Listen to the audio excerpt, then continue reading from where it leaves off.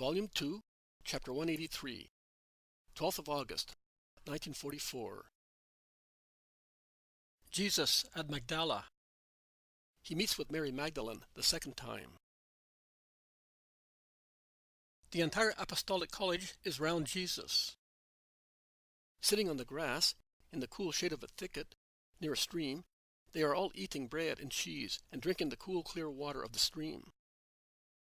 Their dusty sandals give to understand that they have walked a long way, and perhaps the disciples wish but to rest on the long, fresh grass. But the tireless walker is not of the same mind. As soon as he deems that the hottest hour is over, he gets up, goes onto the road, and looks. He then turns round and says, "Let us go." Nothing else. When they reach a crossroads, where four dusty roads meet, Jesus resolutely takes the one in a northeast direction. "Are we going back to Capernaum?" asks Peter. Jesus replies, "No. Just no." "We are going to Tiberias, then," insists Peter, who is anxious to know. "Not there either. But this road takes one to the Sea of Galilee, and Tiberias and Capernaum are there." "There is also Magdala," says Jesus with a half-serious expression to satisfy Peter's curiosity. "Magdala? Oh." Peter is somewhat scandalized, which makes me think that the town is ill-famed. "Yes, to Magdala. Do you consider yourself too honest to enter that town?" "Peter, Peter, for my sake you will have to enter not towns of pleasure, but real brothels. Christ did not come to save those who are already saved, but those who are lost. And you shall be Peter, or Rock, not Simon, for that purpose. Are you afraid of becoming contaminated? No, not even this one. See?" And he points at the very young John. "Will suffer any harm. Because he does not want, as you do not want, and your brother and John's brother do not want, as none of you, for the time being, wants. As long as one does not want, no harm is done. But one must not want resolutely and perseveringly. You will obtain willpower and perseverance from the Father by praying with sincere intentions. Not all of you will be able to pray thus in future." "What are you saying, Judas?" "Do not be too self-confident. I, who am the Christ, constantly pray to have strength against Satan. Are you better than I am? Pride is the opening through which Satan penetrates. Be vigilant and humble, Judas. Matthew, since you are familiar with this place, tell me, is it better to go to the town this way, or is there another road?" "It depends, Master.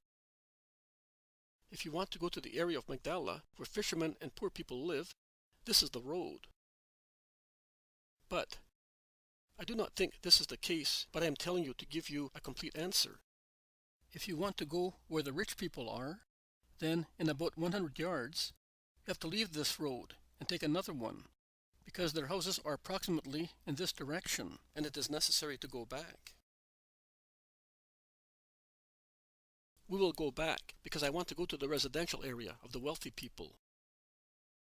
"What did you say, Judas?" "Nothing, Master. It is the second time you ask me in a very short time. But I have never spoken." "Not with your lips, no. But you have spoken, grumbling in your heart. You have grumbled with your guest, your heart. It is not necessary to have an interlocutor in order to speak. We say many words to ourselves, but we must not moan or calumniate, not even with our own ego. The group proceeds in silence. The main road becomes a town street, paved with 1 handbreadth wide square stones. The houses are more and more splendid and magnificent, surrounded by luxuriant, flourishing gardens and orchards. I am under the impression that the elegant Magdala was for the Palestinians a kind of place of pleasure, like some towns around our lakes in Lombardy, Stresa, Gardone, Palenza, Bellagio, and so on. Among the rich Palestinians there are many Romans, who must have come from other places, such as Tiberias or Caesarea, possibly officials of the governor or merchants who export to Rome the most beautiful products of the Palestinian colony. Jesus proceeds, sure of himself, as if he knew where to go. He follows the contour of the lake, which reflects the houses and gardens built on its limits. A loud noise of crying people can be heard from a sumptuous house. It is the voices of women and children. The shrill voice of a woman shouts, "My son! My son!" Jesus turns round and looks at his apostles. Judas steps forward. "No, "Not you," orders Jesus. you, Matthew." "Go and find out." Matthew goes and comes back. "A brawl, Master. A man is dying. A Jew. The man who wounded him, "A Roman." has run away. His wife, mother, and children have rushed to help him. But he is dying. Let us go." "Master, Master, it happened in the house of a woman who is not his wife." "Let us go." Through the wide open door they enter a large hall which opens onto a lovely garden. The house seems to be divided by this kind of covered peristyle, which is full of pots with green plants, statues, and inlaid articles. It is a mixture of a hall and greenhouse. In a room, the door of which opens onto the hall, there are some women weeping. Jesus goes in confidently, but he does not pronounce his usual greeting. Among the men present there is a merchant who obviously knows Jesus, Because as soon as he sees him, he says, "The Rabbi of Nazareth," and greets him respectfully. "Joseph, what is the matter?" "Master, a stab wound in his heart." "He is dying." "Why?" A gray-haired, unkempt woman stands up. She was kneeling near the dying man, holding his limp hand, and with distracted face and voice she shouts, "Because of her! Because of her! She has turned him into a devil." Mother, wife, children no longer existed for him. "Hell will have you, Satan." Jesus looks up, and his eyes follow the trembling, accusing hand, and in a corner, against the dark red wall, he sees Mary of Magdala, more immodest than ever, wearing, I would say, nothing on half of her body, because she is half naked from the waist upwards, draped in a kind of hexagonal net decorated with little round objects which look like tiny pearls. But as she is in half light, I cannot see her well. Jesus lowers his eyes once again. Mary, lashed by his indifference, stands up, whereas before she seemed somewhat depressed, and strikes a defiant pose. "Woman," says Jesus to the mother, "do not curse. Tell me, why was your son in this house?" "I told you. Because she infatuated him." "She did." Silence. "So, he was in sin, too."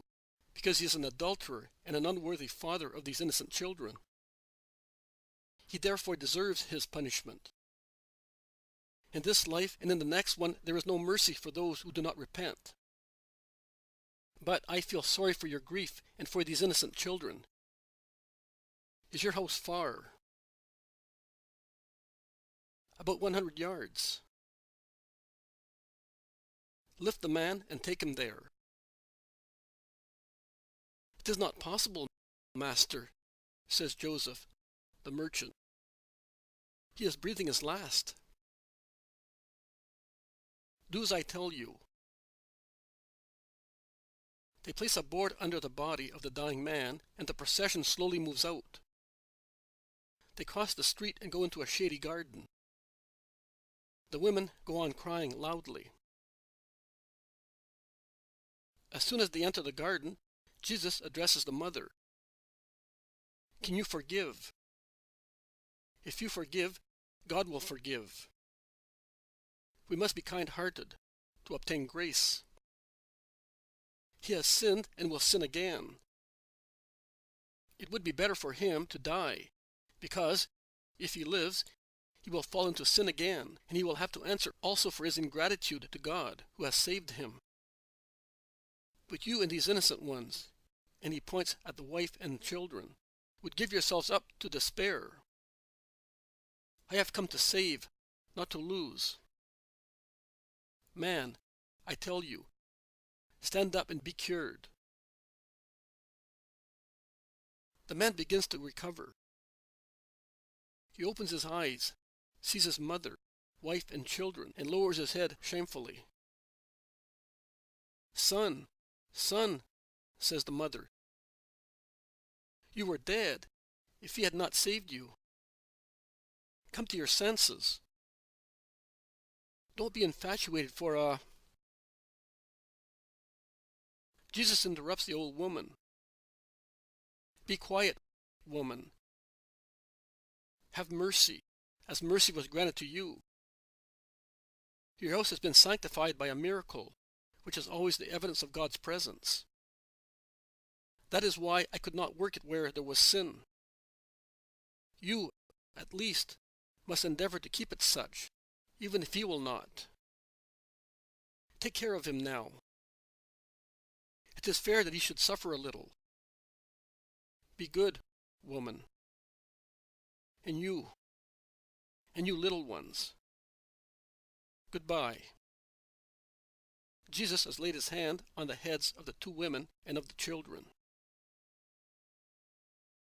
He then goes out, passing in front of the Magdalene, who followed the procession as far as the entrance of the house, where she remained, leaning against a tree.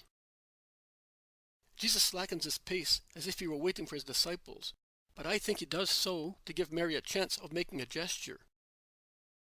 But she does not. The disciples reach Jesus, and Peter cannot help muttering between his teeth an epithet appropriate to Mary, who, wishing to strike an attitude, bursts into a laugh of a weak triumph. But Jesus heard Peter's words and addresses him severely. Peter, I do not insult. Do not insult. Pray for sinners. Nothing else. Mary stops her trilling laughter, lowers her head and runs away, like a gazelle, towards her house.